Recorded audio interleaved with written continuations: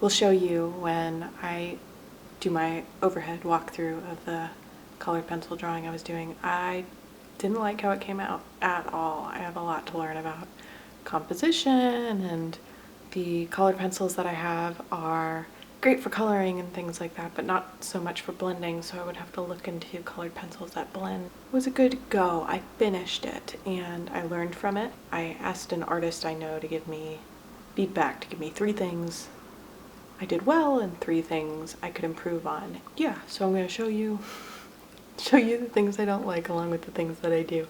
To keep my morale up, I then did a bunch of doodles of tea and lemons and teapots and things like that, things that I was gonna have fun doing and was gonna feel confident about. Being an artist isn't all about the product. Sometimes it's about the sustaining the ways you stay engaged with it without letting it kind of eat you up. It seems to be a good method to, and it kind of reminds me of, you know, how in farming when you plant something and it kind of takes the nutrients out of the soil, and then you plant something else that isn't that previous crop and it puts nutrients back in the soil. And I think that if you do something and you don't like it, take time to do something that you feel confident about to kind of boost your morale and not make you feel like you're failing. You know, it's a process. Just staying in it is a process, and failure is part of getting better. This week at school was they had like wellness days, which is basically a new thing for COVID. They don't want, you know, undergrads and grad students to go home or to Florida or whatever for spring break during a pandemic, and so they gave us a couple of wellness days and the implication of a lighter week, and I really want to, you know, get in a studio and to dance and to make stuff and to choreograph. And dance is such a obviously an embodied art form, but like you need people, you need space, you need resources, and I'm just not in a place right now where that's readily available to me.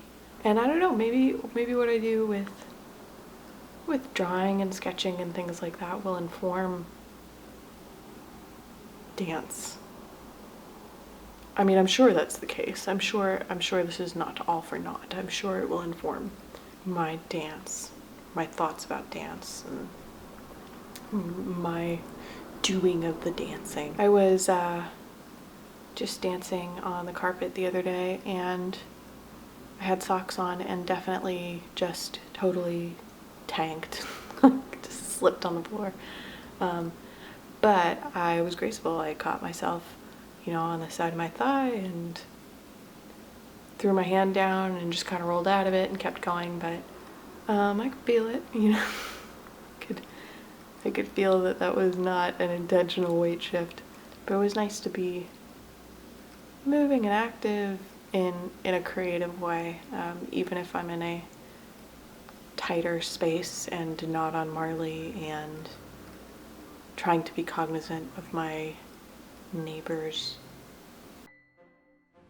Hey, it's Hannah on voiceover. This is that drawing I was talking to you about that I really didn't like how it turned out. I used a prompt generator to give me the idea, and the prompt was something along the lines of draw your subject in an ancient house with magic in its very walls, and it was supposed to have an air of celebration. And so I looked up ancient Israeli houses and found a house and used an ancient Israeli sort of mosaic tile thing and had butterflies coming out. The composition wasn't right.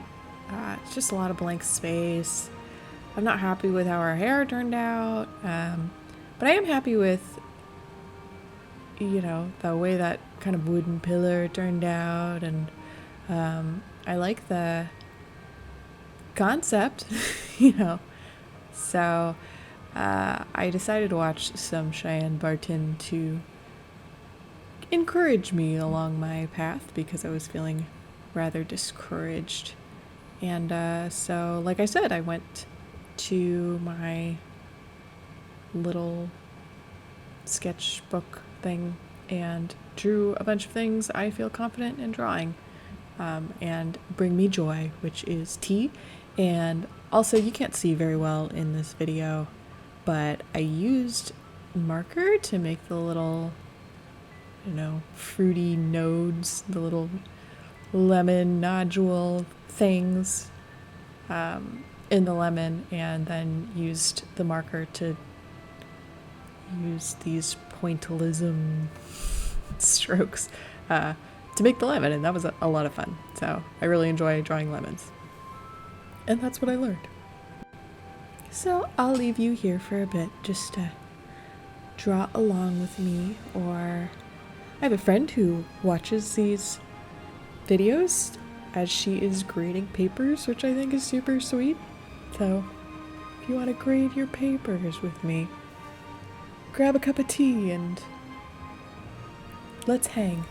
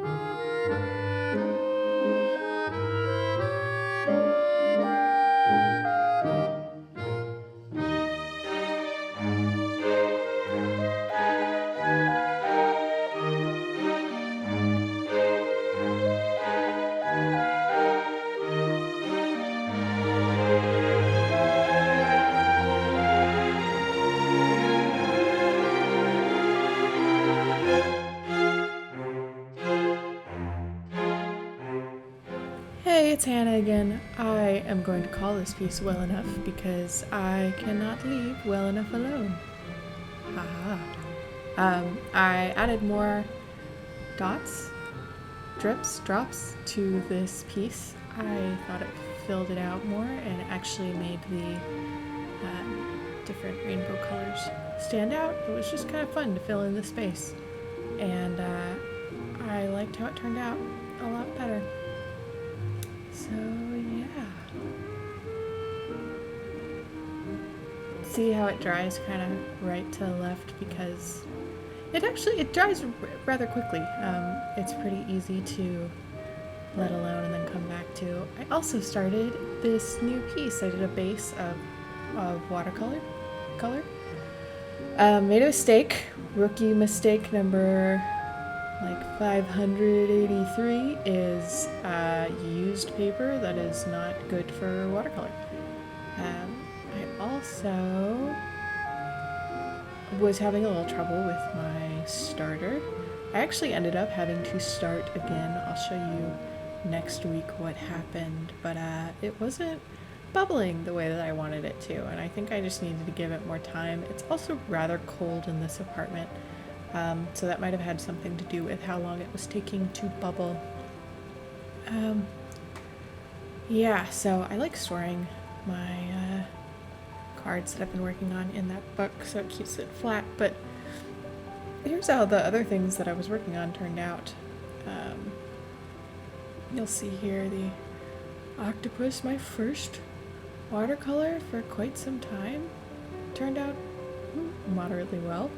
I ended up putting a little bit of watered down white gouache on it to give it some highlights, and then that is the Well Enough rainbow bubble painting, which I liked, and so I will leave you here for a little bit to watch the remainder of the painting that I did here with this octopus in a teacup. I got some, I lied, I'm going to talk to you about this. I got some acrylic paints. They came in a box. They're primary colors plus black and white. Yeah, I've been really enjoying them so far. So I was going to use acrylics for the teacup and the teapot and the mug that the octopus is holding, but there you see what it looks like when you open it up. And another thing I really liked, well, you'll see here that they give you a pamphlet thing that has all of the colors that they offer out of the tube. So if you wanted to go crazy and catch them all, you can. But you can also compare what you have with what they have to offer, which is nice. So I am keeping that. And yeah, so I'll just kind of show you what it is that they gave me. I like that they painted over those 3 slanted lines so you can see how opaque it is and what the color looks like when painted. It's actually the paint that you would find in the tube, so that was just helpful to look at and see. There's the blue. It's a rather bold blue. And the green.